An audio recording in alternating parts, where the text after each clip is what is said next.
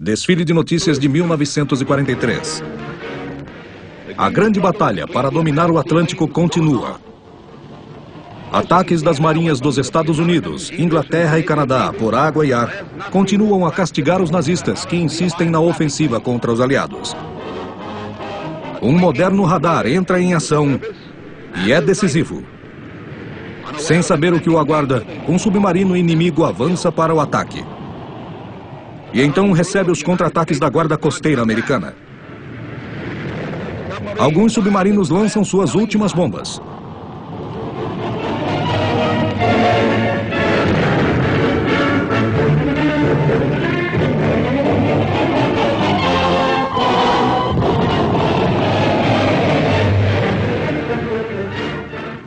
Dia após dia, nossos heróis do ar mandam cada vez mais submarinos de Hitler para o fundo do mar.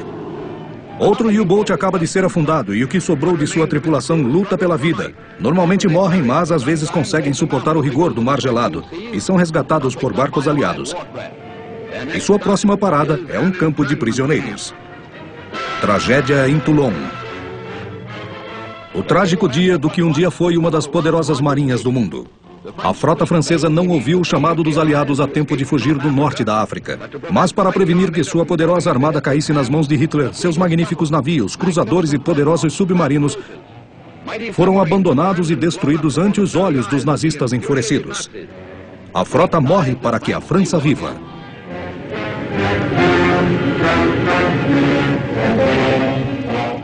Em 1941, a Marinha Americana captura o poderoso navio francês Normandie. 1942, o fogo destrói o que era chamado de Rainha do Atlântico. 1943, começa a maior operação de salvamento de navios de todos os tempos.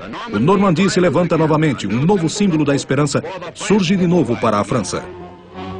A ofensiva devastadora de MacArthur. Um poderoso ataque aéreo atinge os navios inimigos que navegam pelas ilhas do sul do Pacífico. Nas Ilhas Salomão, os navios japoneses são afundados na mesma velocidade em que aparecem.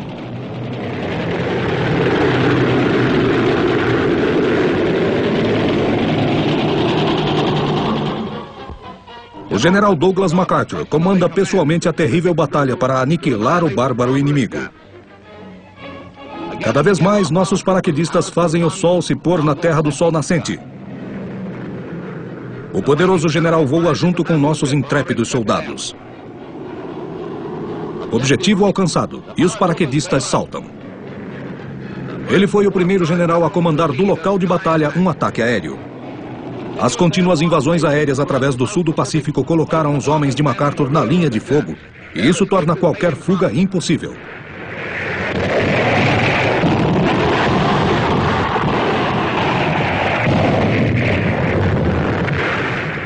As forças terrestres lutando por cada centímetro de terreno deixaram milhares de japoneses mortos na densa floresta tropical. Ataques aéreos a bases militares também são realizados.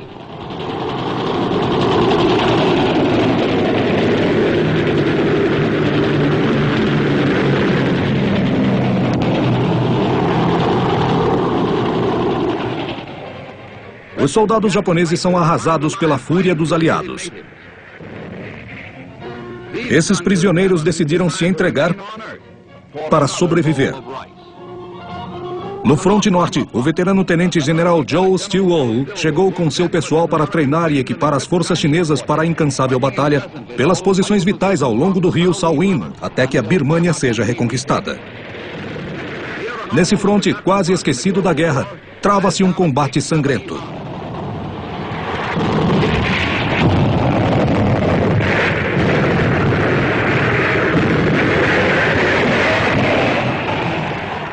Derrotado pelos japoneses na Birmânia, o general Stilwell continua lutando e reagrupa seus homens para a reconquista.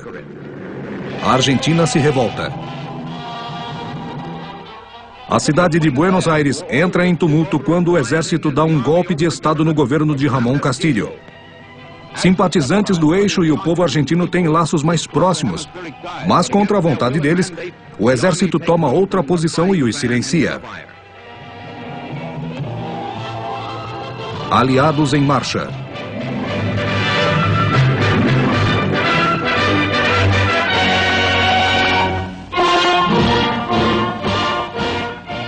Em Casablanca, presidentes e primeiros ministros, homens que lutam e têm que vencer essa guerra, se encontram para formular o plano de rendição incondicional dos países do eixo. A rendição de Trípoli trouxe o Império de Mussolini no norte da África ao fim. O heróico exército do general Montgomery expulsou o inimigo de todo o norte da África. Churchill voa até Trípoli para comemorar as conquistas das tropas do general Montgomery. Os heróis da batalha no deserto comemoram com os símbolos dos aliados. Sob o comando do general americano Dwight Eisenhower, tropas americanas, inglesas, canadenses e francesas expulsaram o inimigo de Veneza até a Sicília. A perda dos radares pelos nazistas fez com que Eisenhower destruísse o forte de Hitler na Europa. Durante a campanha, o cruzador USS Savannah recebeu o impacto direto de uma bomba. Um canhão foi destruído e há mortos na tripulação. A heróica tripulação do Savannah continua a atirar contra a praia enquanto que o exército americano invade a Itália. A Itália se rende, mas não foi fácil.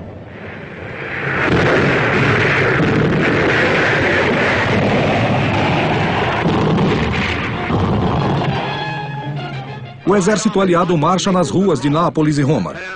Eles derrubaram o traidor da Europa continental. A invasão na Itália enfraqueceu o poder nazista no fronte russo. Americanos e canadenses conquistam cidades italianas rua por rua. Nápoles é tomada. Os nazistas alemães tremem ante o avanço das forças aliadas, certos de que a terra natal de Hitler está cada vez mais ao alcance de um bombardeio aéreo. Bombas sobre a terra de Hitler. Atenção em todas as cidades alemãs quando os bombardeiros americanos e ingleses deixam os morros brancos de Dover e cruzam o canal para conquistar novas terras. A ofensiva aérea realiza um feito jamais visto no mundo.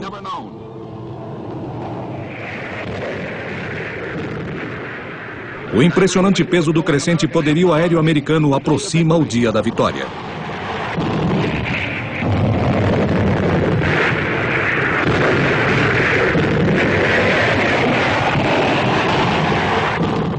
O poder da Rússia assombra o mundo. Em uma longa ofensiva que durou meses, o Exército Vermelho expulsou os nazistas da Ucrânia e criou a catástrofe que mais abalou a Alemanha desde a sua fundação.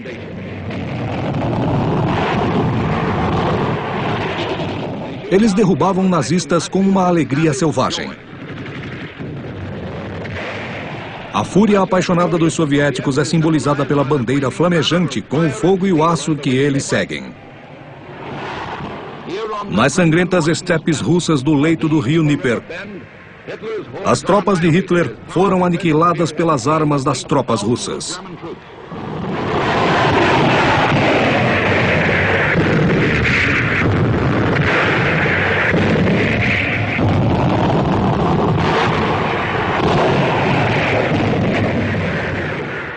Ao fazerem uma busca pela região, soldados russos prendem os soldados nazistas que se rendem enquanto o dia da derrota de Hitler se aproxima.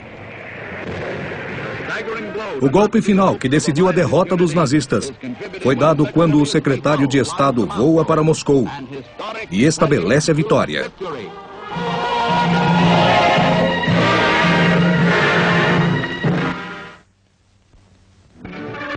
A visita de Churchill acelera o segundo fronte. Um conselho aliado de guerra em Washington, o primeiro-ministro britânico Winston Churchill e o presidente Roosevelt decidem sobre um segundo fronte europeu. E enquanto está por aqui, o Sr. Churchill teve uma apresentação secreta do poderio humano americano. Em um acampamento na Carolina do Sul, ele assistiu a um dos mais impressionantes espetáculos militares já apresentados nos Estados Unidos. Paraquedistas treinados à perfeição pousaram muito perto do primeiro-ministro.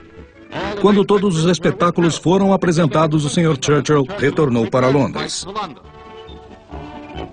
O secretário de guerra Stanson também assistiu à apresentação.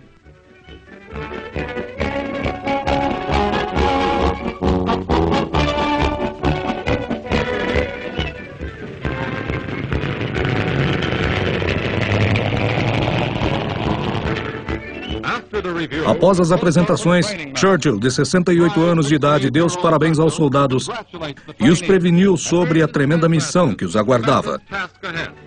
Os dias de treinamento e os dias de batalha parecem estar longe de um outro, mas o dia chegará.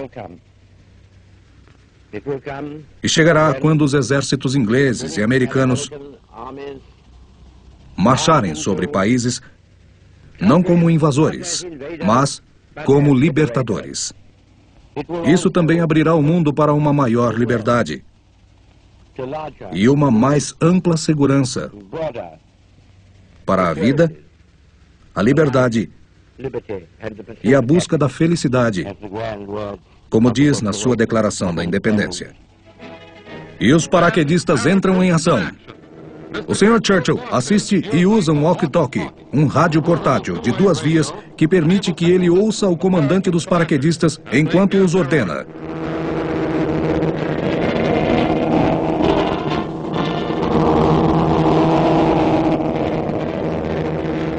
Os paraquedistas americanos pulam às centenas.